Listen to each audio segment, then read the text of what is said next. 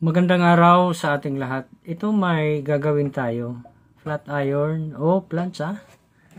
Problema nito, nag-spark daw nung gamitin. Makikita natin, meron siyang bakas ng pag-spark. Tapos, kung tingnan natin dito, itong wire, medyo malambot na. Yun. So, malamang dito ang problema.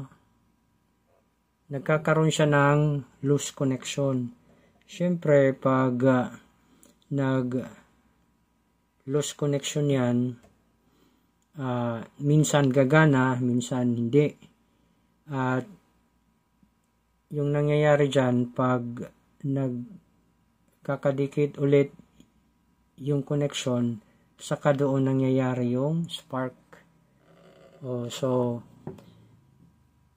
bali dito, yung gagawin natin, i-check natin kung ito lang yung talaga yung sira. Itong wire dito. Ganun, yun ang nangyayari dyan. Okay? Pero tingnan pa rin natin sa loob. I-check natin yung heating element nito kung okay pa. Kung okay pa ang heating element, so ibig sabihin, ito lang yung sira, itong wire. Okay? Hindi tayo magpapalit dito ng wire. Ito ay puputulin natin dito. Tapos, part na ito, yun yung ikakabit natin dun sa loob. Okay? Tanggalin muna natin itong screw. Dito gumamit ako ng Phillips screwdriver. Kasi Phillips screw yung nakalagay dito.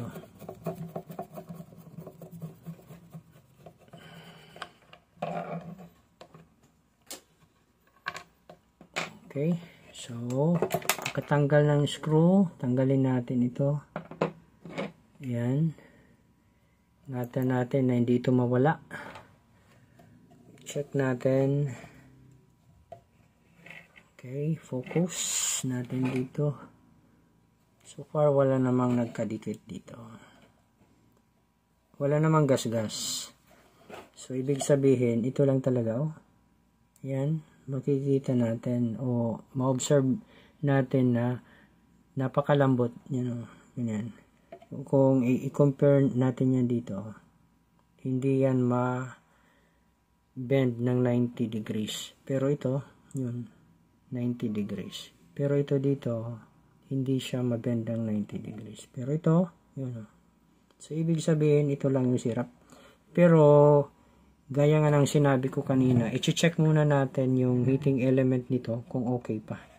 So, gagamit tayo dito ng digital multimeter. Sukatin natin yung resistance ng heating element. Bali, dito tayo magsusukat. Okay, dito. Sige. Bali, ito yung tester na gagamitin natin. Set natin siya sa 2K. 2K. Sana makita. Ayan. Okay. So, i-check natin yung resistance ng heating element kung ito ay okay pa.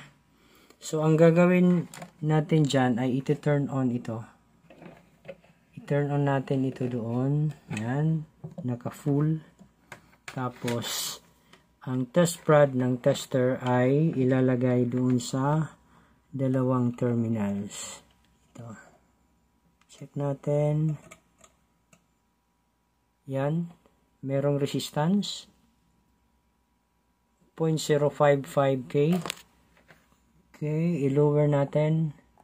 Set natin sa 200 para mas accurate yung measured resistance ng heating element. Ayan, 55.6 ohms. 55.5 ohms. So, ibig sabihin, okay pa ang heating element nito. Bali, ang naging sira lang nito ay itong wire. Dito, naputol. Okay. So, ang gagawin natin, Mapipwede naman puputulin natin ito dito, tapos magdudugtong tayo ng wire para hindi na tayo maggagalaw doon ng kanyang terminal lug. Ayusin lang natin yung pagkakadugtong dito.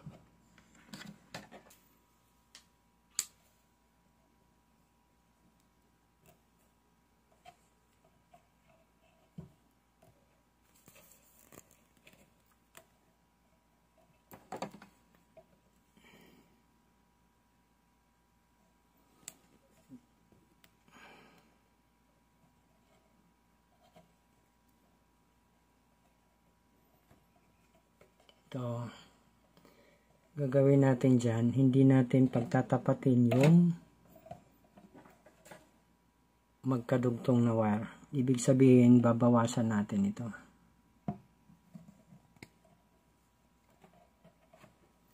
Bale, ganyan. Okay? So, ito, babalatan natin.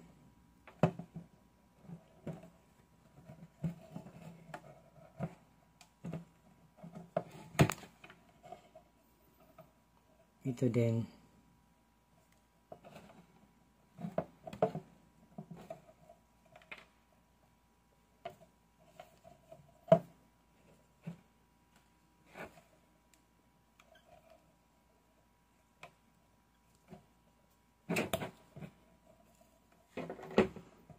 Bale, ito na po. Yan. Bale, ganito ang magiging tsura niyan. Okay. Tapos, itong wire naman dito. Okay. Ito. Putulin natin dito.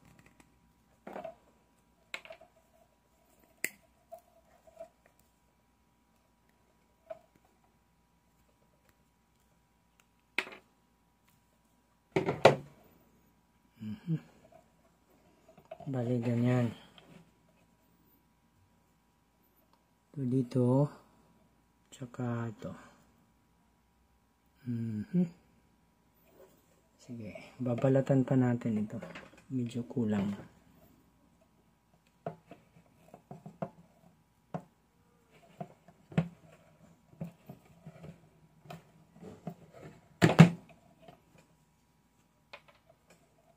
Ito din.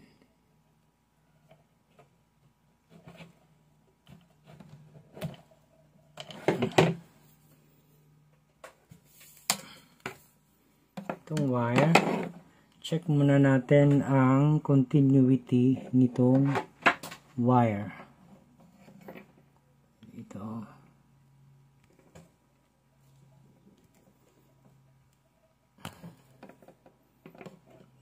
Ito.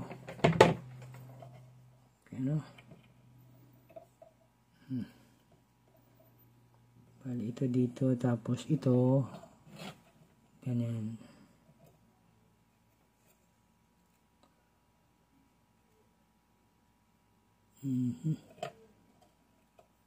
Ito tayo magpuputol.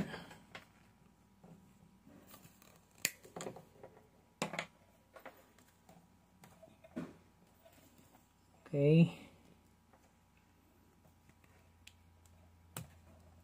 Yun. Pero i-check muna natin ang continuity nito dito sa plug. Kung ito ba ay okay pa. So, ang gagawin natin, pagdudugtungin na lang natin ito dito. Kaya nito. Yung end ng wire, bali ito. Okay, dito. Yan ay pinagdugtong natin. Tapos, dito na tayo mag-testing ng continuity. Set natin ito sa buzzer mode. Check natin kung okay ba. Dapat yan po ay magbabuzzer. Ayan. Nag-buzzer siya. So, ibig sabihin, magkadugtong itong linya dahil yan po ay ating pinagdugtong dito sa dulo. Pero kung tanggalin natin yung ating idinugtong na mga terminals, yan po ay hindi tutunog. Para ma-check pa natin ulit, itong isang test prod ay naka-steady doon sa prong ng plug. Ito naman dito, ayan, nagkaroon siya ng buzzing sound. Ibig sabihin, itong wire na ito at saka itong plug prong ay magkakonekta. Ngayon, ilipat naman natin ang isang test prod dito sa kabilang prong. Okay? Tapos, itong test prod na isa ay ilagay natin dito sa isa pang wire o sa dulo nitong wire. Ayan, meron siyang buzzing sound. So, ibig sabihin, yan po ay magkadugtong. So, yan ay nangangahulugan na walang problema itong cord. So, ang sunod na gagawin natin dito, tayo po ay magdudugtong na. Pagdudugtungin natin itong wires dito.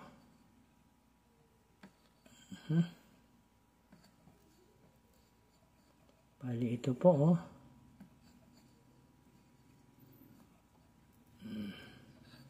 Ganyan lang po yung ating ginagawa.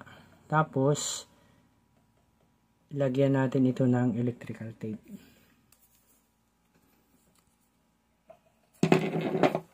Ito.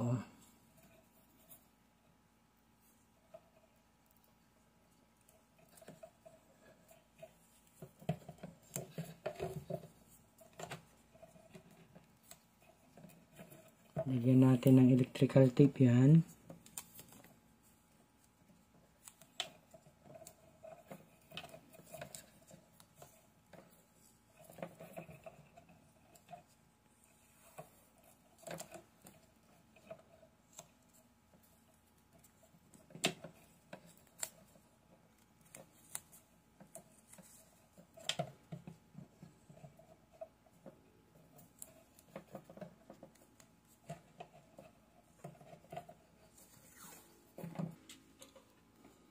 Putulin natin dito.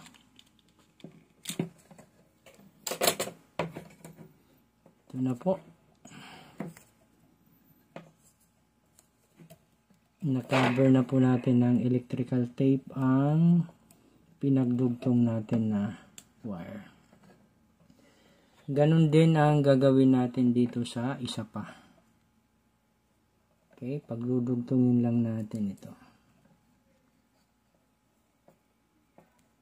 Ganito. Yan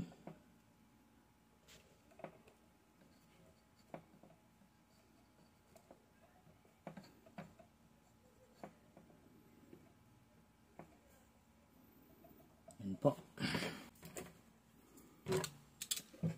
At itong nadugtong natin, lagyan din natin ito ng electrical tape.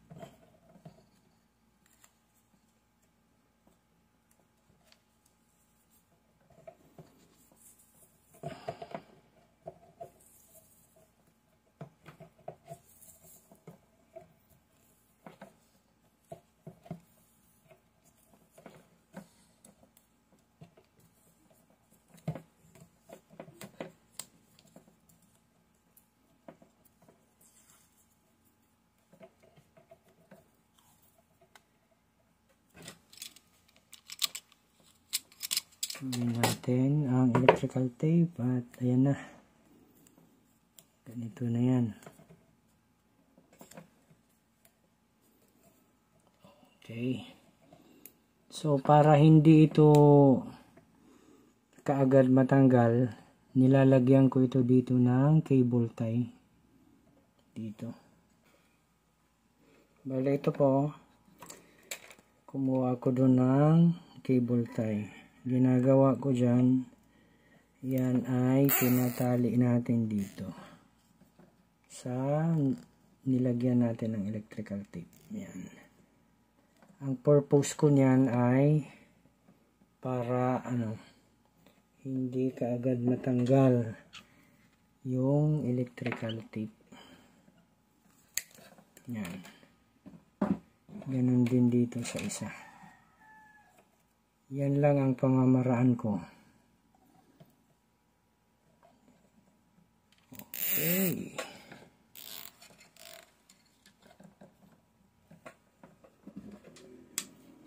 Tapos niyan ay mag-testing tayo. Ayan na po, nadugtong na po natin yung wire. Bale, ang gagawin natin, testing natin dito sa plug. Kung merong bang resistance, Set natin sa 200. Gamit tayo ng digital multimeter, Sukatin natin kung may resistance na tayo masukat. Kung meron, ibig sabihin, okay itong ating ginawa. Ayan. Merong 56 ohms. 56.8 ohms. Okay. So, kung i-turn off natin yan, halimbawa, ayan. So, turn off natin. So, pihitin natin dito. Teka. I-turn off natin. Mamaya, hindi na ito ma-turn off. Ayan. OL, open loop. Pag i-turn on natin siya, dapat ay merong resistance na masusukat. Ayan. So, ang sunod na gagawin natin dito, dahil okay na, babalik natin yung kanyang cover dito.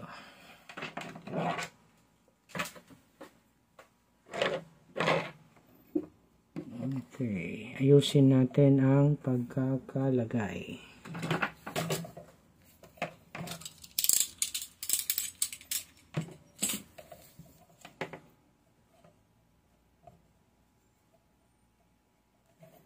Yan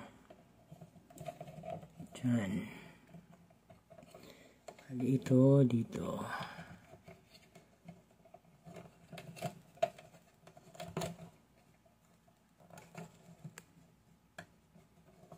Ayusin natin ng mabuti. Ika nga. Yun.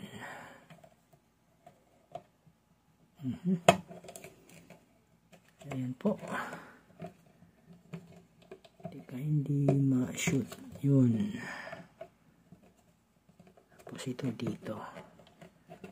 Okay. Saan na ba yung orange? Cover. Ayan.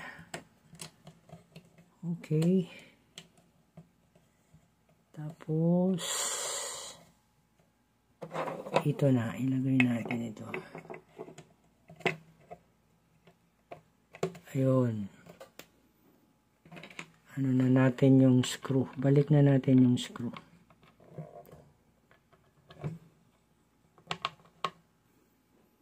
Gamit tayo ng screwdriver. Phillips screwdriver. Yan. Okay. Pagkabalik natin itong screw, sunod na gagawin natin ay ipa-plug in natin ito. Check natin kung ito ba ay gagana. Bali, ito lang yung pagkakalagay natin. Ganito. Teka, hindi yan Yun. Ito, i-plug in natin ito doon sa source. Ito, i-plug in na natin sa source. Saan ba yung, yan. Andun yung power source. Plug in natin.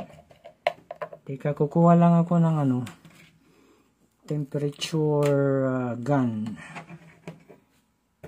para makita ninyo na talagang umiinit na itong ating ginawa na plancha. Bale, ito yung gagamitin natin para ma-check kung talagang umiinit na itong plancha. Okay? Hindi makita. Ayun. So, i-plug in natin doon. Plug in natin, ha. Plug in na natin dito. Ayan, naka-plug in na po ang plancha. Tapos, i-turn on natin. Ayan. Tapos makikita ninyo, yan po ay umilaw. Ang kulay orange, yan. Yan ay umilaw. Ngayon, i-check natin ang kanyang temperature. Ayan. High ng high. High. So, ibig sabihin, okay ang ating ginawa dito sa plancha. I-plug in natin siya ulit, no? Tingnan ninyo kung iilaw ang plancha. Ayan. Nagkaroon na ng ilaw ang pilot light doon. Check natin ang temperature ulit. Yun, high. Ibig sabihin, yan po ay mainit na. Hanggang dito na lang itong aking video tutorial. At kung may natutunan naman kayo, maaari po lamang ay i-like, i-share itong video. Kung hindi ka pa nakapag-subscribe, maaari po lamang ay mag-subscribe sa aking channel. Paki-click na rin yung notification bell para updated ka sa mga bagong upload na videos. Hanggang sa muli, maraming salamat po.